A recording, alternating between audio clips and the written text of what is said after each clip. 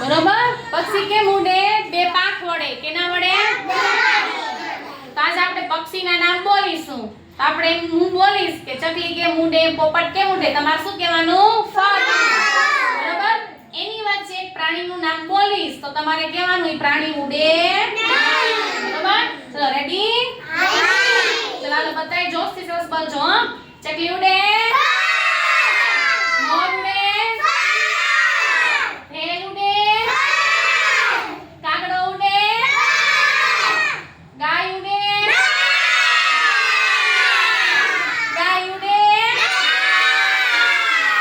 ચાલો ફરીથી બનાવી રાખો. ચલો બોલું છું. કોયલ ઉડે.